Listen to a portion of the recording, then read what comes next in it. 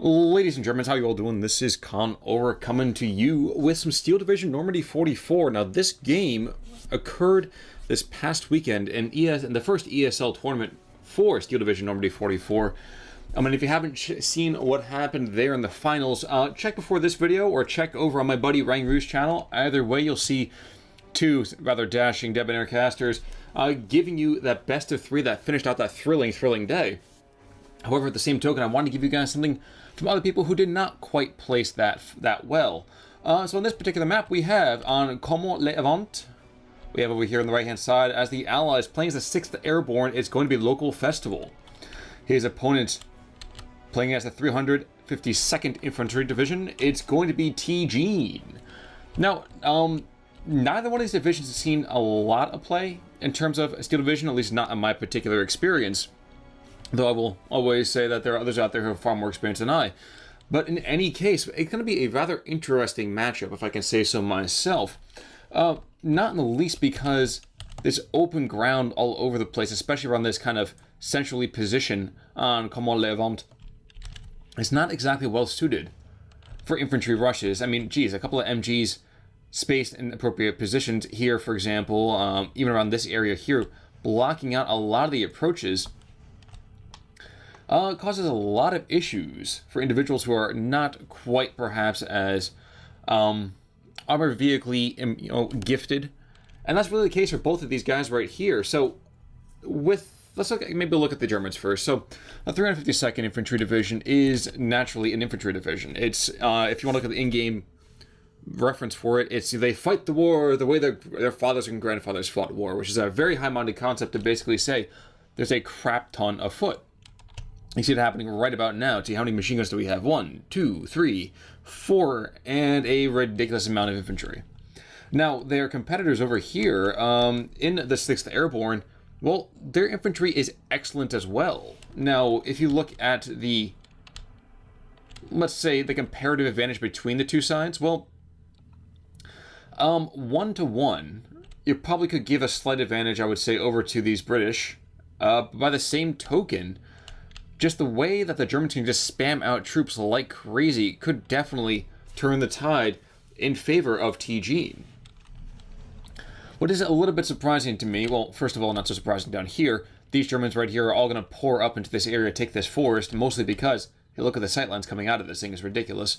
And locking down these approaches over here will make it much more difficult for any later game British vehicles. Now, I was going to say, I'm surprised that the Brits are only fielding as many as they are over here. But let's remember also that their stuff is all highly skilled. Nevertheless, Local Festival has to last that first long 10 minutes before he can successfully transition into a much greater later game. Now, I'm also going to try something a little bit different here as well. I know some of you guys complain about having, a banner down here covering this area.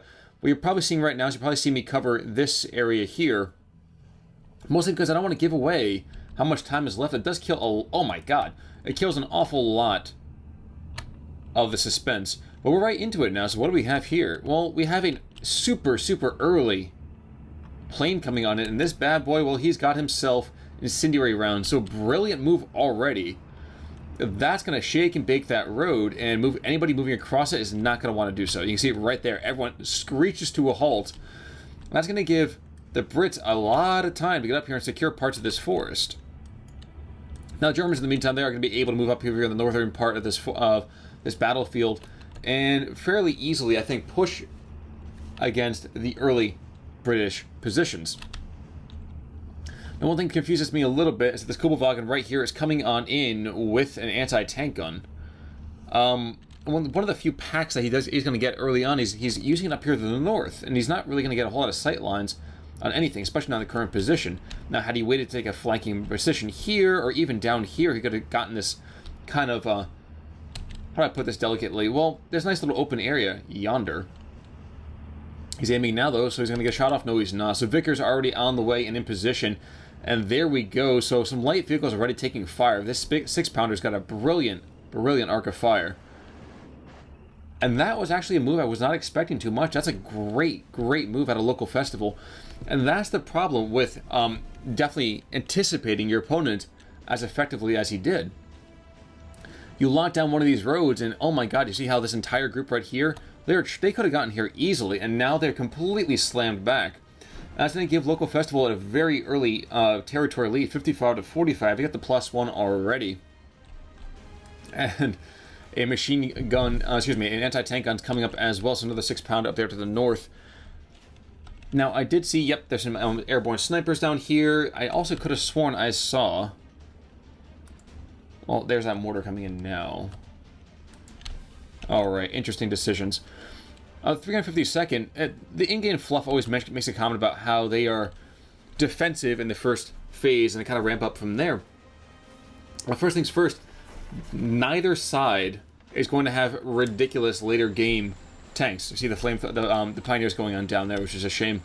But what's more, this Kuvalgan's probably going to go down pretty quickly if there's anyone gets in range from him.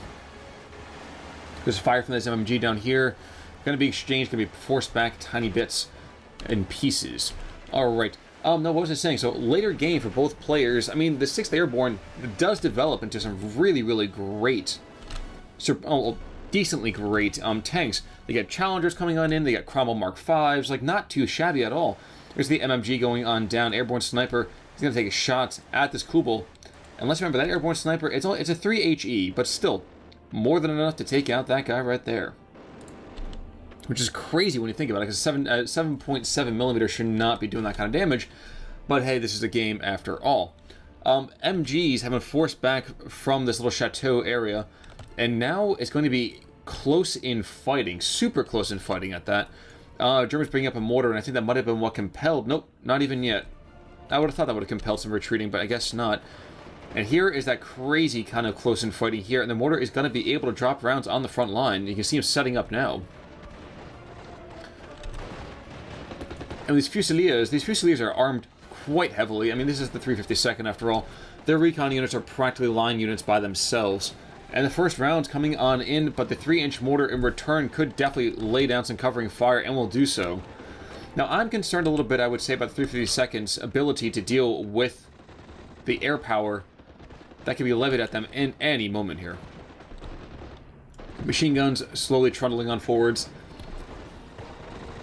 I am really quite interested to see how this goes on out. The mortar in the back for the Germans is going to take a lot of firepower, and indeed, he is pinned down completely. Down here to the south, not too much different. Recon and Aufklärers just kind of facing off delicately.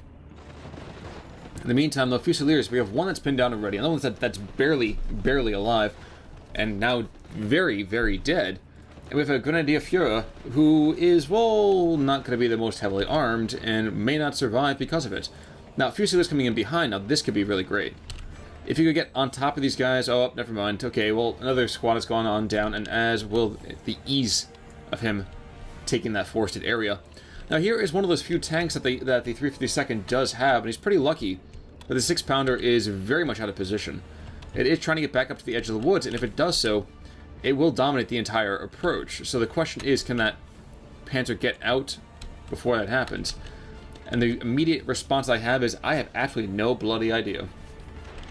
What I can tell you is that the 6th Airborne is imposing its will and doing so rather sufficiently. Sniper, in the meantime, he's worried. He's taking a little bit of fire, and now it's a Tetrarch. Okay, so the Brits do have their own lighter tank on out as well. This guy, of course, has himself a 76mm gun. And those Tetrarchs were rather crazy strength. Oh, Fusiliers are behind. They're reloading their LMGs, though. They're trying to get on top of this mortar? No, not quite. Now, it could be interesting. We have a recon coming up as well. He's not going to even see this, so... Oof.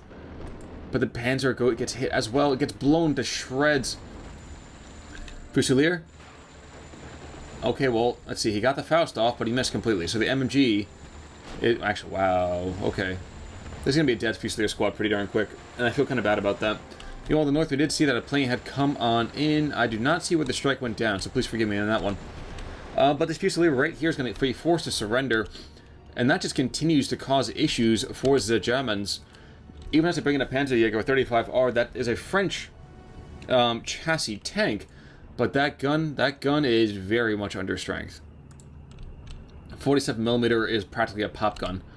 Actually, it was out of date by the time this gun was, well, this platform was even fielded, but the Germans were not able to sincerely have, well, they couldn't complain. They had to make do with exactly what they had now, didn't they? Grenadiers are going to come up against this entire Bren group with paratroopers, and these guys are super powerful, especially up close. Skadoosh Sten guns are brutal close-in fighters, especially with 3-star experience. That's insane. You see that happening right about now. So these Grenadiers getting pinned down and carved to shreds, those poor bastards. Indeed, they go down right there. Kampfwagen coming on out with Fusiliers coming in, trying to get behind these paratroopers. And the north is kind of settled on down for a short bit. This Mosquito Pathfinder is doing something. Oh no, okay, he was bombing out, I think, that mortar position. And the Junker, somehow, some way, is exchanging fire with the Pathfinder. Indeed, we're even going to see a Flak 36 out. The problem with that is that the Pathfinder has done exactly what he needs to do, which is drop his deadly, deadly payload. Now, and I want to see this Junker be worthwhile. I mean, going after this Tetrarch may not be the best idea. It's only 5 HE on his material here. Sniper might be slightly better. And indeed, 3, 2, 1, going into an attack run, and there goes this screaming attack. And he does take out that sniper, so well done there. Unfortunately for him, it's not going to make it too much easier that Vickers is still in the area.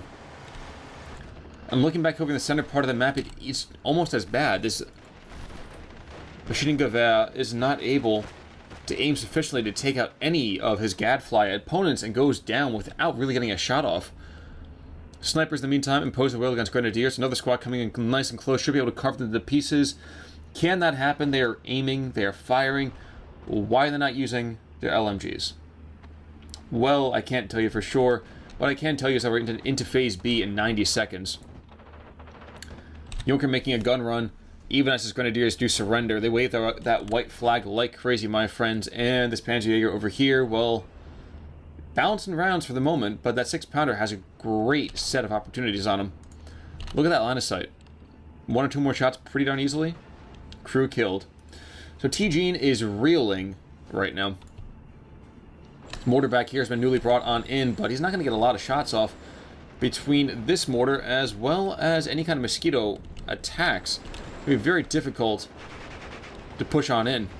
Tetrarch sliding up to the north, trying to encourage his own troops with some machine gun fire and ranged HE. He'll do decently well. And he's definitely out of range of these little HHLs. Now, help me out for a second. 149mm heat anti-tank grenades. Interesting indeed. Now that these guys are pinned down, well, the 52nd has very little they can do about this. And for the moment, that basically seems to be the tale of the entire tape. This Jeep Supply supplying all of these forces here. That was a very poorly constructed sentence on my part. And we're into Phase B in 12 seconds, which might give enough time for TJEEEN to reverse this malady, this calamity, really, given some new opportunities in terms of armor, as well as getting an incredible amount of supply. We are into Phase B. But these Woolly Jeeps are coming on in, and they each have anti-aircraft attached to them. And geez, Polston by themselves? Yeah. Double Polston in the middle part of the map. That is not going to be easy to deal with. Where's the last one? Yep, okay. So yes, they can pour incredible amounts of fire into this MG, and they'll continue to do so. You can see it happening right now. Both of them together, just shredding that MG. Germans in the north, these guys have barely done anything, which is kind of shocking. Now we're going to see an MG fire coming on out, though. Might he be able to do some damage and take out that truck? No, it's super quick. They dive on out. Paratroopers are in the area. And we are, in fact, going to see some airborne flamethrowers. So deadly fighters in their own right. Aufklärer is going to get spotted on out, I think. Let's switch over to local festival for a second. Yep, he's going to see the Aufklärer. And those poor guys are going to get taken out soon. Very, very soon. Interestingly, we're going to see Flak 88s coming in, as well as Nebelwerfers. As Nebelwerfer, I want to know, he's going to start he's targeting this forested area. He's going to miss absolutely everything, which is a shame, too. Aiming. And get ready for that Death Star to come on out, even though the Death Star will be firing in a different part of the galaxy, so to speak. Rockets away, though, and he will hit precisely nothing.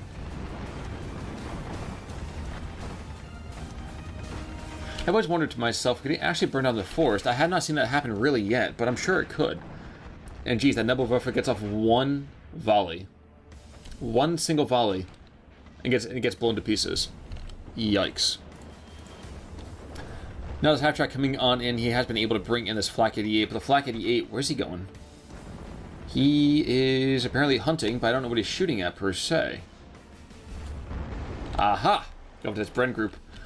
In the meantime, though, paratroopers and flamethrowers are pouring through the center of the German position.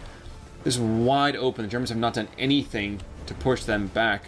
Tetrarch tank sliding on around as well. So the question is, can this Flak 88 see him just yet? The answer to that is no. Even if he could, of course.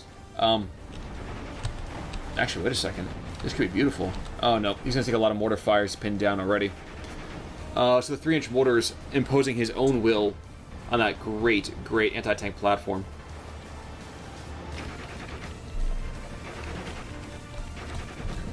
Mosquito coming back in. He's going after the 88. No, he's going after the mortar. Junker being called in as well to go after the 75mm pack howitzer. And say goodnight, Irene. Have fun storming the castle because you are not going to be having a good night there. Junker, in the meantime, he is burning. He is burning, and he's going to go down. Now, again, I say to those people who are not quite history buffs, unfortunately, Junker was very much out of date by the time, especially late war. But some would even say, as the early war, dear God, poor half-track going on down. I think that might have been the Tetrarch. No, Tetrarch does not see it per se. So the Junker, surprisingly, does even as well as it does in this particular game. Secondary Tetrarch, wow, so we had two of them on the map in the first place, pouring fire into both sides of the German position. And lofting those HE rounds downrange, even folding the upper area, this upper German position, to collapse rather insanely. And local festival is up to a 64% control of this map, including this cut-off portion back here that's good for at least 1 or 2% there. Plus 3. That's insane. And the 352nd, it's just folding like a cheap card table. This Panzer III desperately trying to get in, but this guy is very under-armored. This Tetrarch, while he may not be able to take him out himself, there are other tanks back here, like this Cromwell, that will definitely do so. Nebelwerfer, in the meantime, he's still deployed, but he's completely depleted, and there is no supply out for the Germans. And that's just been what's going on this entire time. Paratroopers spot out the Nebelwerfer, will probably take him on out. P3 is in the area, though. How about what does he have for vision? Doesn't see the Tetrarch. Instead, he sees he's advancing airborne, and that's about it. Okay, and with the double P3, this looks like it might be a desperate gambit for TJEEEN. Both these guys right here are theoretically supposed to be leaders, but at the same time, this is pretty much, well, a great deal of what his early tank power might have been. And just collapsing everywhere you look. Poor guy, just it's hideous. It's ugly. Let's take a look real quick at this line of sight here. Gonna probably pour fire into the MG? No, he's not. Indeed, in fact, he's even gonna see this P3 fairly soon. Oh no, there's like one thing in the way that's giving the perfect sight blocker to his P3 opponent. Now, had he been even just a couple meters to the north, he would have been perfect. Here we go, though. So, flank shot's not going to happen. Cromwell unloads. Takes fire in return. And while that P3 can definitely penetrate, he still has to at least hit what he's aiming at. Yikes. And this is going to be pretty much the... I'm not going to say that the thing that turns the flood around, but having his P3s being suppressed or pinned down super quickly is going to be devastating for our poor 352nd commander. Finally falling on back, but he's still in range of that Cromwell. Luckily for him, is he reversing? Okay, at least he's reversing out of there. Alright. And in the meantime, though, another gun run coming on down, another Cromwell coming on in, and two more command Tetrarchs, so yeah. TJEEEN, I think, is going to see the writing on the wall. He's down 69 to 31% on this map. And he's actually going to call it quits right here. So taking a quick look at the map before the thing officially ends, just look at the devastation that's happened. 352nd, not a great division to play against most of the Allies, especially these earlier infantry divisions, which definitely seems to be what's in vogue, at least for the moment. On the 15th Scotch, for example, a very, very played division. But looking at this map, yikes. I hesitate to say that the Pathfinder strike early on won the map for local festival, but this bomb run right here, man, this allowed the Brits to take this forest, and by extension, have this beautiful fortress to base all their pushes off down in the south, which happened rather quickly. In the north, they played a waiting game. Germans could not advance because of the machine guns up here as well. And that definitely sealed the victory, I would say, for local festival. So getting completely wiped in terms of tickets, 1435 to nothing, and take a look at the kills to losses. Dear God. 1415 to 195. Insane. Insane on the membrane. And taking a look at the kills as well just continues to show that. 6-pounder taking out tons of material. Bren Group, a lot. Oddly, other than that, just this Tetrarch doing pretty darn well. And I, oh my God, I didn't think the Pathfinder took out that Junker, but that is still pretty darn bad. And a mere 7 units lost, so that's incredible right there. Regardless, congratulations to Local Festival. He definitely played an interesting tournament this past weekend. Although I don't want to ruin it for you to see how far he went. In the meantime, folks, thank you so much for tuning on in. I am Con Ulrich. This is Steel Division Normandy 44, and I will see you all soon. You have a great day. Take it easy.